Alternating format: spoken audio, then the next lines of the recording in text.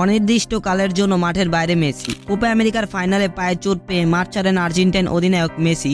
মঙ্গলবার 16 জুলাই সকল পরীক্ষা নিরীক্ষা শেষে মেসির ক্লাব মায়ামি জানিয়েছে সেই চোটের কারণে মেসির পায়ের লিগামেন্ট ক্ষতিগ্রস্ত হয়েছে, যার কারণে অনির্দিষ্টকালের জন্য মাঠের বাইরে চলে গেছেন আর্জেন্টাইন অধিনায়ক লিওনেল মেসি। মেসির ইনজুরি নিয়ে তার ক্লাব ইন্টার মায়ামি এখন বিবৃতি দিয়েছে। সেখানে তারা জানিয়েছে মেডিকেল পরীক্ষার পর এটা নিশ্চিত হওয়া গেছে লিওনেল মেসি ডান আঙ্কেল লিগামেন্ট চোট পেয়েছেন। অধিনায়ককে কবে পাওয়া যাবে সেটি নির্ভর করছে তার পর্যায়ক্রমিক সেরে ওঠা এবং সেগুলোর মূল্যায়নের ওপর। মঙ্গলবার মায়ামি কোচ তাতা মার্তিনো জানিয়েছিলেন ইনজুরির কারণে MLS এর পরের 2 ম্যাচে পাওয়া যাবে না মেসিকে। তবে পরীক্ষার পর যে রেজাল্ট এসেছে তাতে মেসি কবে নাগাদ মাঠে ফিরবেন তা নিশ্চিত নয়। কোপার ফাইনাল ম্যাচে 64 মিনিটে পায়ের ইনজুরি নিয়ে মাঠ ছাড়েন মেসি। তখন বেঞ্চে বসে কাঁদছিলেন তিনি। এরপর দেখা যায় তার ডান পা ফুলে গেছে। তবে শিরোপা জয়ের পর মেসি সামাজিক যোগাযোগ মাধ্যমে জানিয়েছে তিনি সুস্থ আছেন।